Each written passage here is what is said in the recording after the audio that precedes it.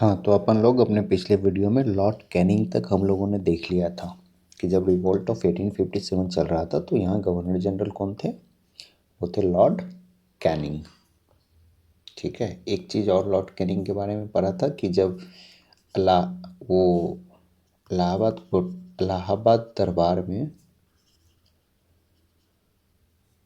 Manifesto इन्हीं ने ही पढ़ा था। ठीक है, मैनिफेस्टो को रीड कौन किया था? तो वो थे इलाहाबाद कोर्ट में किसने किया था? वो थे लॉर्ड कैनिंग। चलो आगे देखते हैं। आगे हम लोग देख रहे हैं कि सेंटर रिवोल्ट ऑफ 1857 की मेजर सेंटर कहाँ थी, उनके लीडर्स कौन थे, ठीक है, और वहाँ पर किस ब्रिटिश ऑफिशियल ने वो रिवोल्ट को सप्रेस किया था। रिवोल्ट ऑफ 1857 को सप्रेस कौन किस ब्रिटिश ऑफिशियल ने किया था? तो दिल्ली में हम लोग देख रहे हैं बहादुर शाह टू। बहादुर शाह टू दिल्ली में थे। जनरल बख्त खान भी कभी कभी ऑप्शन में रहेगा। तो दिल्ली में बहादुर शाह टू और जनरल बख्त खान थे। और वहाँ किस ब्रिटिश ऑफिशियल ने वो किया था? तो वहाँ थे John Nicholson. John Nicholson Delhi, याद रखना। ठीक है, बहादुर शाह, जनरल बख्त खान। लखनऊ में देख रहे हैं तो बेगम हजरत महल हम लोगों ने ऊपर किया है। लखनऊ में हम लोगों ने देखा है बेगम हजरत महल। तो किस ब्रिटिश ऑफिशियल ने यहाँ सप्रेस किया था? तो वो थे Henry Lawrence. Henry Lawrence, Begum Hazrat Mahal, Lucknow. Lucknow, Begum Hazrat Mahal, Henry Lawrence. Delhi में Bahadur Shah two, John Nicholson. Kanpur में देखते हैं। कानपुर में है नाना साहेब, तात्या तोपे, अजीमुल्ला खान। कानपुर में नाना साहब, तात्या तोपे और अजीमुल्ला साल। किस ब्रिटिश ऑफिशियल ने यहाँ सप्रेस किया था? तो Colin Campbell, CC, Colin Campbell. चलो, कानपुर में नाना साहब, तात्या तोपे, अजीमुल्ला, कॉलिन कैंपबेल। झांसी में थी रानी लक्ष्मीबाई और तात्या तोपे। यहाँ थे ब्रिटिश ऑफिशियल रोज। रोज याद रखेंगे। हाँ, रोज कहाँ थे? झांसी में थे। रोज कहाँ थे? झांसी में, रानी लक्ष्मीबाई और तात्या तोपे। चलो, कानपुर में नाना साहब, तात्या तोपे, अजीमुल्ला, कॉलिन कैम्पबेल। लखनऊ में बेगम हजरत महल, हेनरी लॉरेंस। दिल्ली में Bahadur Shah two, John Nicholson. Delhi में जॉन निकोलसन, लखनऊ में हेनरी लॉरेंस, कानपुर में कॉलिन कैम्पबेल और झांसी में रोज। फैज़ाबाद इम्पोर्टेंट है, फर्रुखाबाद इम्पोर्टेंट, बैरकपुर में मंगल पांडे। बैरकपुर में देखे तो मंगल पांडे। ठीक है, बैरकपुर में मंगल पांडे। बरेली में खान बहादुर खान। बरेली में खान बहादुर खान, यहाँ थे Colin Campbell. Colin Campbell Kanpur में भी थे और कॉलिन कैम्पबेल बरेली में भी थे। ठीक। इलाहाबाद बनारस में मौलवी लियाकत अली। इलाहाबाद में लियाकत अली थे। बागपत यूपी। बागपत कहाँ है? यूपी। शाहमहल। ठीक है, हॉल ऑफ जस्टिस। शाहमहल को हॉल ऑफ जस्टिस वो कहा जाता है। Urging people to rebel against British. Shahmahal लोगों से रिक्वेस्ट कर रहे थे या लोगों को मोटिवेट कर रहे थे to fight against Britishers. Rajasthan में कौन थे? जितेंद्र सिंह, हरदयाल सिंह। असम में मेरिना दुत्ता बरूच। उड़ीसा, ये इम्पोर्टेंट नहीं होता। सुरेंद्र साहनी, उज्जवल साहनी। बिहार के जगदीशपुर में कुंवर सिंह। ठीक है, और बिहार में कौन थे? विलियम टेलर और आई। ये दो, सॉरी, विलियम टेलर थे बिहार में। ठीक है, विलियम टेलर थे बिहार में। तो एक बार रिवाइज करते हैं। बिहार में कौन थे? ये थे कुंवर सिंह और विलियम टेलर वहाँ था। फिर हम देख लेते हैं बैरकपुर में मंगल पांडे थे। फिर हम लोग देख लेते हैं इम्पोर्टेंट झांसी। झांसी में रोज था और रानी लक्ष्मीबाई थी। कानपुर में कौन था? कानपुर में था कॉलिन कैम्पबेल। कॉलिन कैम्पबेल एक जगह और थे, बरेली में। बरेली में इंडियन कौन थे? इंडियन लीडर, तो वो थे लियाकत अली। उसके बाद हम लोग देखते हैं लखनऊ में कौन थे? बेगम हजरत महल और यहाँ था Henry Lawrence. Henry Lawrence. Delhi में था बहादुर शाह, जनरल बख्त खान और निकोलसन। ठीक है, एक बार ऐसे देखते हैं। दिल्ली में निकोलसन,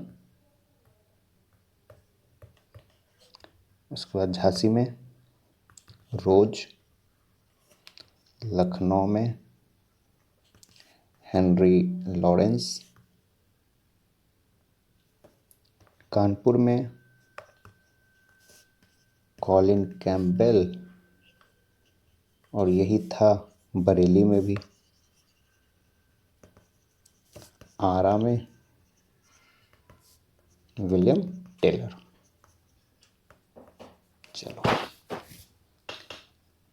आगे देखते हैं suppression of the revolt. The revolt of 1857 lasted for more than a year. Understood है। Revolt of 1857 lasted for more than a year. It was suppressed by the middle of 1858. 1858 के मिडिल में revolt of 1857 को suppress किया गया। On July 8, 1858, 14 months after the outbreak of Meerut, peace was finally proclaimed by Lord Canning. Meerut में जब 9 मई 1857 को revolt start हुआ था तो इसके 14 महीने बाद इसे सप्रेस कर दिया गया।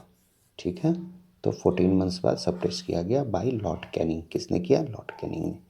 British official associated with revolt. कौन कौन से ब्रिटिश ऑफिशियल हैं जो रिवोल्ट से एसोसिएटेड थे? जैसे जनरल निकोलसन, इनके बारे में हम देखें कि ही कैप्चर दिल्ली। दिल्ली में कौन थे? बहादुर शाह टू और बख्त खान। ठीक है, he capture Delhi on 20 September 1857। Nicholson soon died soon due to mortal wound.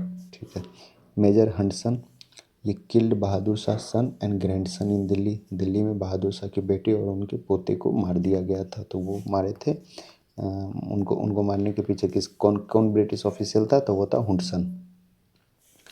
फिर Sir Hugh Wheeler, defence against Nana Sahib forces till 26 June 1857। British forces surrender on 27 on promised of safe conduct to Allahabad. General Neill, इस समय उतना important है नहीं। Recapture Banaras and Allahabad. ठीक है, at Kanpur he killed Indian as a revenge against the killing of English by Nana Sahib forces. Died at Lucknow while fighting against the rebels. Colin Campbell, final recovery of Kanpur on 6 December 1857। Final reoccupation of Lucknow, Kanpur में भी और लखनऊ में भी। Recapture Bareilly.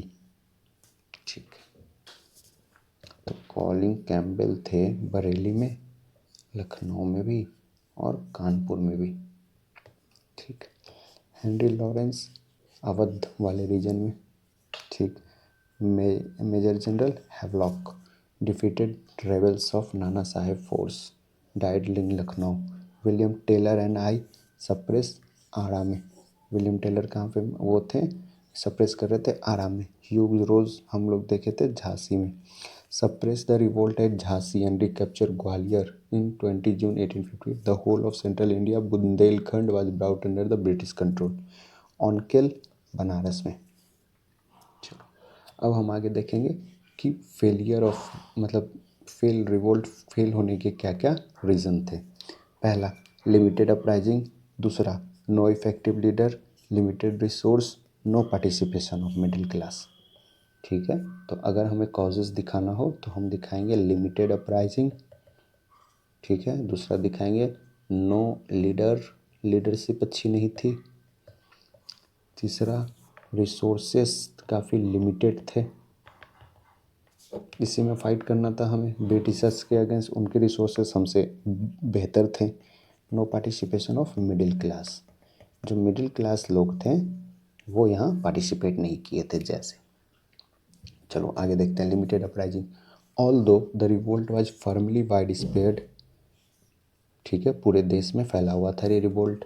A large part of country remained unaffected, जैसे south India में हम लोग नहीं देखते हैं, ईस्ट इंडिया जो ये इंडिया है, ईस्ट वाले पार्ट में हम कोई रिवोल्ट नहीं देख रहे हैं। वेस्टर्न पार्ट में भी हम कोई रिवोल्ट नहीं देख रहे हैं, साउथ इंडिया में भी कोई रिवोल्ट नहीं देख रहे हैं। तो ये जो भी था ना, ये सेंट्रल, ये ऊपर वाले एरिया में ये रिवोल्ट ज़्यादा फैला हुआ था। यूपी में, बिहार में, दिल्ली में, ये यहीं तक सीमित था। ठीक है, वाइड स्प्रेड था बस इसी एरियाज में। ठीक है, लार्ज पार्ट, इंडिया के लार्ज पार्ट वो अनइफेक्टेड थे रिवोल्ट से।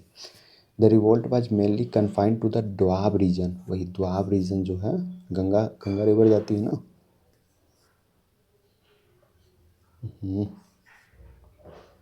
ये गंगा रिवर जाती है, तो यही रीजन में, ये द्वाब रीजन में ही ये रिवोल्ट सीमित रह गया था। Sindh, Rajputana, Kashmir, most of the part of Punjab, the southern province did not take part in it. South India में बिल्कुल नहीं था ये। It failed to have the character of all India struggle. All India struggle नहीं देखने को मिलता है। क्यों? क्योंकि ईस्ट में, वेस्ट में, साउथ में ये रिवोल्ट फैला ही नहीं था। ठीक है। The southern province did not take part in it. It failed to have the character of all India struggle. Important ruler like Scindia, Holkar, Jodhpur के राजा and other did not support the rebels. जो सिंधियाज थे, जो होलकर्स थे, जो राणा ऑफ जोधपुर थे, वो लोग रिवोल्ट ऑफ 1857 को सपोर्ट नहीं कर रहे थे। चलो आगे देखते हैं। पहला तो हम देख लिए कि लिमिटेड था, सिर्फ दोआब रीजन में, east India, waste India, south India में वो अनअफेक्टेड था ये। चलो आगे। नो इफेक्टिव लीडर, कोई लीडर नहीं था। जैसे हम लोग देखते हैं झांसी में रानी लक्ष्मीबाई, आरा में कुंवर सिंह, दिल्ली में बख्त खान या फिर बहादुर शाह,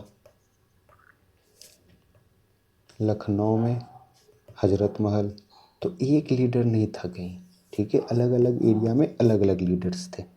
तो इससे क्या हुआ? कोई एक इफेक्टिव लीडर नहीं था। नाना Sahib, Tatya Tope, Rani Lakshmibai were brave leaders, no doubt, but they could not offer effective leadership. वो ऑफर नहीं कर पा रहे थे, पूरे एकजुट नहीं रख पा रहे थे लोगों को।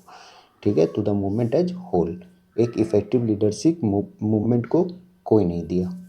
लिमिटेड रिसोर्सेस देख लेते हैं। Lacked resources in terms of man and money. Britishers के पास मैन पावर भी अच्छी थी और पैसे भी उन लोगों के पास थे। तो हमारे पास तो एक तो मैन पावर उतना नहीं है, पैसे नहीं है, और जो हम जो वेपन यूज कर रहे हैं वो भी काफ़ी ओल्ड फैशन है। तो the English on the other hand receive A study supply of man, money and arms in India. Man, money और आर्म्स ब्रिटिशर्स के पास अच्छे अच्छे अच्छे क्वालिटी के और अच्छे क्वांटिटी में भी थे। तो हम यहाँ भी हार गए। No participation of middle class, जो मिडिल क्लास इंडिया की थी, जैसे the English educated middle class, जो पढ़े लिखे एजुकेटेड मिडिल क्लास थे, जो रिच मर्चेंट थे, जो ट्रेडर्स थे, जो बंगाल के बड़े बड़े जमींदार थे, वो ब्रिटिशर्स को हेल्प किए। ठीक है। They did not participate in revolt of 87, instead they what they did, they help the Britishers. ठीक है। चलो तो हम देख लिए हमारी अपराइजिंग लिमिटेड थी। कुछ ईस्ट वेस्ट साउथ में तो था ही नहीं, सिर्फ दोआब रीजन में ही ये लिमिटेड था। उसके बाद सिंधिया, होलकर और जोधपुर वाले सपोर्ट नहीं किए। इफ़ेक्टिव लीडरशिप, अलग अलग एरिया में अलग अलग लीडर थे, एक इफ़ेक्टिव लीडरशिप में लैक था। ठीक है। लिमिटेड रिसोर्स, हमारी जो गन थे, मेन पावर था, आर्म्स था, वो काफ़ी ओल्ड फैशन थे, बट ब्रिटिशर्स वाले बहुत अच्छे क्वालिटी के थे। जो मिडिल क्लास था, जो एजुकेटेड क्लास था, जो मर्चेंट थे, जो ट्रेडर्स थे, जो बड़े बड़े ज़मींदार थे, उन्होंने एक तो सपोर्ट नहीं किया, ऊपर से ब्रिटिशर्स का हेल्प कर दिया। एक चीज़ और, हिंदू मुस्लिम के कोऑपरेशन यहाँ देखने को मिलती है।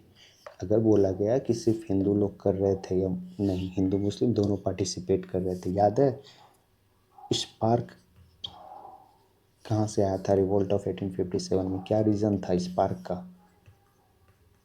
ठीक है। तो वो रीज़न था पिग फैट और काउ फैट वाला, बीफ वाला। ठीक है। तो पिग से किसे प्रॉब्लम थी? मुस्लिम्स को, मुस्लिम सिपोही को। काउ से हिंदू सिपोही को। तो दोनों मिलके रिवोल्ट किए 1857। चलो रिजल्ट ऑफ रिवोल्ट ऑफ 1857 का रिजल्ट क्या था? गवर्नमेंट ऑफ इंडिया एट 1858 आ गई। उसके बाद the British governor general of India was given the title of viceroy.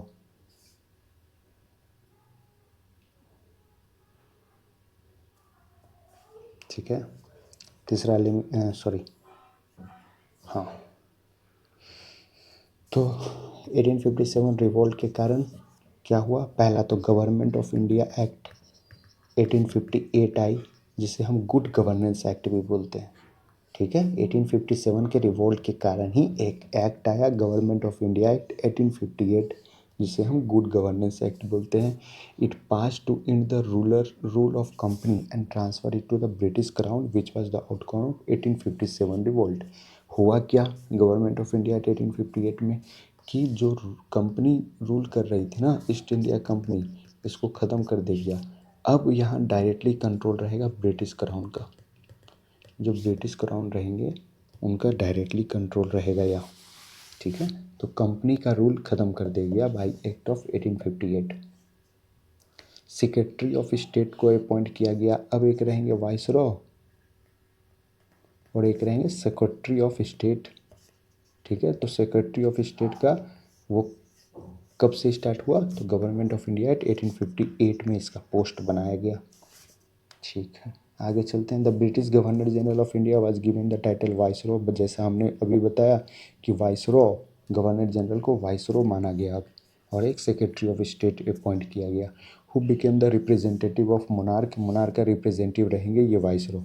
ये वाइसरॉय कौन रहेंगे, मोनार्क के रिप्रेजेंटेटिव रहेंगे। क्यों मोनार्क के रिप्रेजेंटेटिव, क्योंकि गवर्नमेंट ऑफ इंडिया एक्ट 1858 में कंपनी का रूल ख़त्म कर दिया गया। अब इंडिया में किसका रूल चलेगा, ब्रिटिश क्राउन का, ठीक है। इसलिए मोनार्क अपना एक बंदा यहाँ छोड़ रहा था एज द रूप वाइसरॉय के रूप में। It ended the system of double government. Double government भी ख़त्म हो गया। By abolish board of control और कोर्ट ऑफ डायरेक्टर्स वाला जो मैटर चल रहा था वो किससे, गवर्नमेंट ऑफ इंडिया एक्ट 1858 से ड्यूअल गवर्नमेंट हटा दिया गया। पहले वाइसरॉय बने Canning. New office secretary of state for India ये बनाया गया। हमने यहाँ भी देखा था सेक्रेटरी ऑफ स्टेट अपॉइंट होंगे, नया ऑफिस सेक्रेटरी ऑफ स्टेट बनाया गया। Vested with the complete authority and control over Indian administration. ये एडमिनिस्ट्रेशन का काम देखते थे। The secretary of state was member of the British cabinet and was responsible ultimately to the British parliament. ये British cabinet का member होता था। Secretary of state British cabinet का मेंबर होता था और ये डायरेक्टली ब्रिटिश पार्लियामेंट को रिस्पॉन्सिबल था, ठीक है। तो इसका जवाबदेही ब्रिटिश पार्लियामेंट में थी, ठीक है। ब्रिटिश कैबिनेट का मेंबर होता था सेक्रेटरी ऑफ स्टेट। एक रहेंगे वाइसरॉय, एक रहेंगे secretary of state. Secretary of state जो है वो ब्रिटिश पार्लियामेंट का मेंबर है। ये डायरेक्ट ब्रिटिश पार्लियामेंट को रिप्रेजेंट करता था यहाँ, और जवाबदेही ब्रिटिश पार्लियामेंट के लिए था इसका। The 1857 revolt mark the end of east India company in India. India में ईस्ट इंडिया कंपनी की वो ईस्ट इंडिया कंपनी कैसे ख़त्म हुआ, तो गवर्नमेंट ऑफ इंडिया एक्ट 1858 से। India now came under the direct rule of Britain crown. Government of India act 1858 से India अब ब्रिटिश क्राउन के डायरेक्ट अंडर आ गया, ठीक है। डायरेक्ट अब यहाँ ब्रिटिश क्राउन का रूल चलेगा। ईस्ट इंडिया कंपनी को ख़त्म कर दिया गया। And this was announced by Lord Canning. ये किसने अनाउंस किया था, लॉर्ड कैनिंग। कहाँ, इलाहाबाद दरबार में, ठीक है। कब, 1858, 1 नवंबर 1858 को लॉर्ड कैनिंग ने इलाहाबाद दरबार में ये घोषणा किया या मैनिफेस्टो पढ़ा कि ईस्ट इंडिया कंपनी का रूल यहाँ ख़त्म हो गया। अब यहाँ इंडिया डायरेक्ट किसके रूल के अंडर है, ब्रिटिश क्राउन के रूल में। चलो, thus the Indian administration was taken over Queen Victoria, ठीक है। इंडियन एडमिनिस्ट्रेशन को किसने वो कर लिया, टेक ओवर किया, क्वीन विक्टोरिया ने। Which in effect meant the British Parliament. The governor general office was replaced by the viceroy. Governor general का ऑफिस अब वाइसरॉय से रिप्लेस किया जाएगा। डॉक्ट्रिन ऑफ लैप्स को एबॉलिश कर दिया गया और अब कोई लीगल हेयर वाला वो नहीं माना जाएगा। The right to adopt son as legal heir was